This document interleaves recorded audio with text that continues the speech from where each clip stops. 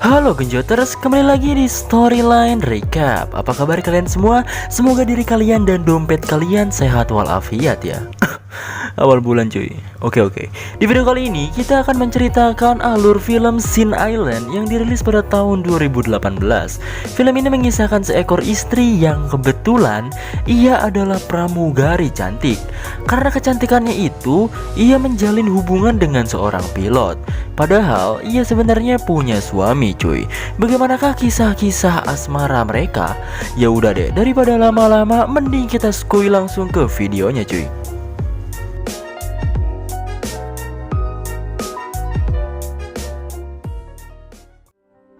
And I can still remember that you were the most... Nalala ko pa nga.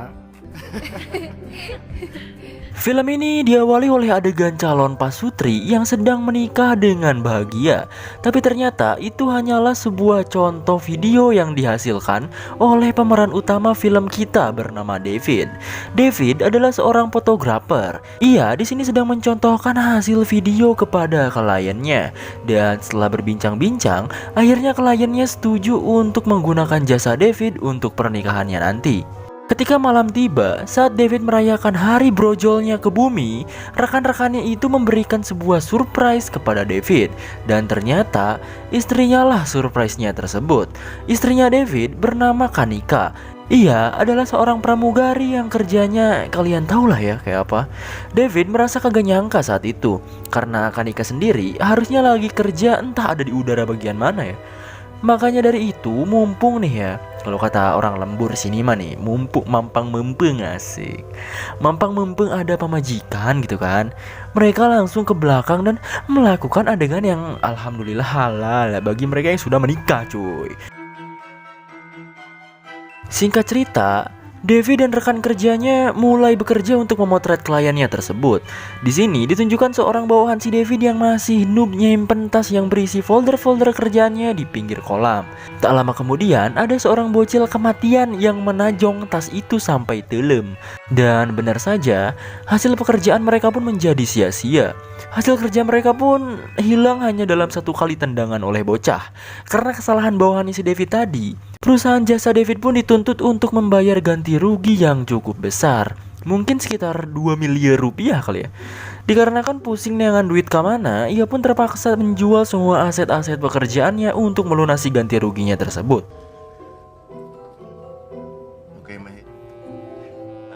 Singkat cerita, 2 tahun setelah kejadian najong kantong, David yang sudah bangkrut terpaksa menganggur. Ia menjalani hari-harinya beres-beres rumah, ngepel, nyapu, ngumbah piring, nyese, ngaladog, HS, modul, dan rebahan cuy. Kanika sebagai istri yang baik berusaha membantunya untuk kembali bekerja lagi. Tapi karena masih trauma berat kegagalan dalam bisnisnya, ia gak bisa move on dan menolak hal tersebut. Malam ketika Kanika tidur, ia bermimpi lagi digenjot sama pilot sekaligus rekan kerjanya. Kanika bercerita kepada para temannya, mereka malah menyangka bahwa Kanika sendiri melakukan hubungan gelap dengan si pilot itu. Tapi si pilot yang bernama Steven selalu membantu Kanika dan membuat Kanika lumayan baper lah. Saking baiknya nih ya, ia rela nganterin Kanika buat balik ke rumahnya. Padahal ia sendiri tahu gitu kalau Kanika sebenarnya udah nikah sama cowok lain kan. Siapa coba yang gak baper digituin cuy. Apalagi pilot sudah pasti tajir gitu. Apalagi good looking kan. Saat di rumah, David sebagai seorang suami minta buat enak-enak gitu cuy. Minta jatah lah.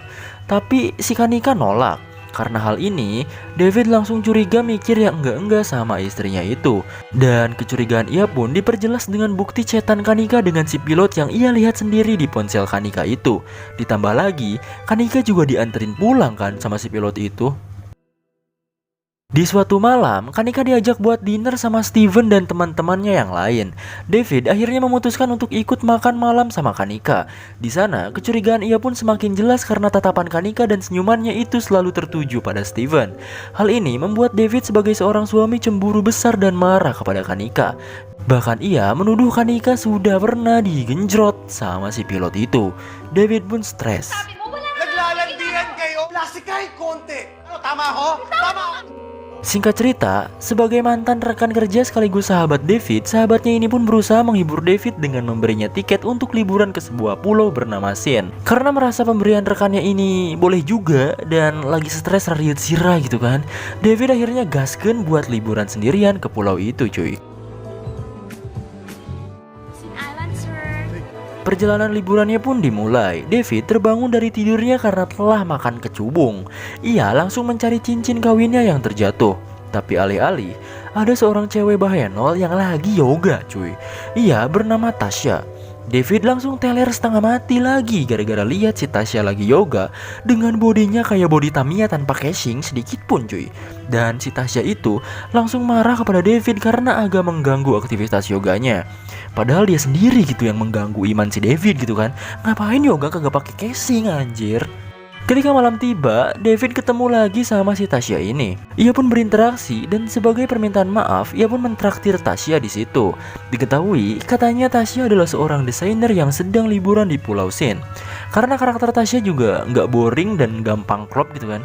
Entah kenapa, dan tanpa disuruh juga, si Tasya joget-joget di hadapan David yang membuat David agak lumayan gitu kan. Dan semakin lama, hubungan mereka pun semakin dekat. Di sisi lain, Steven si pilot perusak hubungan orang pun berusaha mendekati lebih dekat lagi dengan Kanika. Ia mulai menggitukan Kanika cuy. Tapi Kanika tiba-tiba sadar dan ingat kepada suaminya. Ia akhirnya menolak untuk bergenjot ria dan pergi meninggalkan Steven. Mampus kau Steve, pilot doang tapi ngerusak hubungan orang. Hubungan dekat Steven dan Tasya benar-benar semakin edan. Mereka membuat dosa besar dengan cara yang nikmat, yaitu bergenjot ria. Sungguh kelakuan laknat, coba anjir, parah gak? Kanika yang kangen rindu akan sang suami, akhirnya ia nyusulin ke tempat liburan suaminya. Setelah sampai di kamar David, mereka pun dipertemukan kembali. Dan tiba-tiba Oh, hi David. Who's David? I left some... Found it. Tasya dengan santuinya datang dan ngambil cangcutnya yang tertinggal. Tentu sudah dipastikan bahwa Kanika sebagai istri akan berpikiran liar kemana-mana melihat Tasya. Kanika akhirnya marah hebat kepada David. Bahkan untuk Tasya sendiri, ia juga marah gak jelas karena kehadiran Kanika saat itu. Kanika dan David bercerita kepada sahabatnya masing-masing perihal kejadian itu. Dan di antara mereka berdua, mereka memiliki keinginan untuk memperbaiki rumah tangganya. Kanika dengan bahasa kuyup menemui David dan saling memaafkan satu sama lain. Tapi apakah cerita film ini selesai begitu saja? Mari kita lanjutkan. Di tempat lain, Tasya mencari informasi mengenai Kanika. Ia dengan sengaja join grup yoga yang diikuti oleh Kanika saat itu. Kanika merasa risih akan kedatangan Tasya. Ia memberitahu Tasya untuk gak mencampuri urusan rumah tangganya lagi. Dan lagi-lagi, Tasya dengan badass-nya merasa tertantang dan malah kekeh ras bebatok untuk terus mendekati David. Besoknya, David kedatangan paket. Paket itu berisikan kamera. Awalnya, David mengira paket itu kejutan dari istrinya.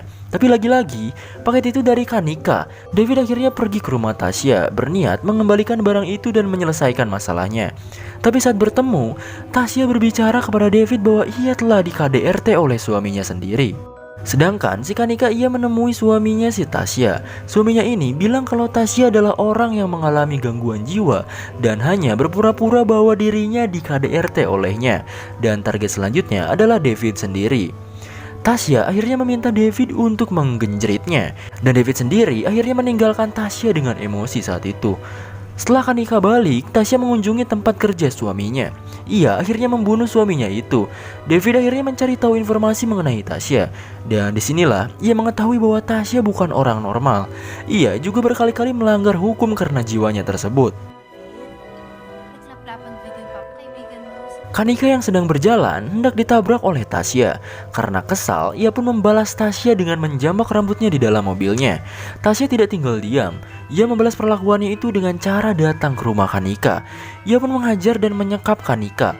David yang datang malah tertembak di bagian bahu dan terjatuh.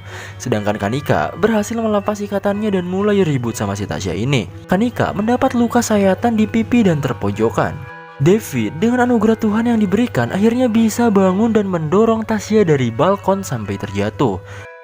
Tapi anehnya, Tasya malah bisa bangun lagi walaupun sudah terjatuh di lantai atas cuy. Saat hendak menyerang, Kanika menembakkan pelurunya dan Tasya pun berhasil ditewaskan. Singkat cerita, David telah berhasil kembali bekerja sebagai pemotret kembali. Ia juga menjalin rumah tangga baik kembali dengan Kanika, walaupun Kanika sekarang memiliki codet di pipinya. Dan film pun tamat, alhamdulillah.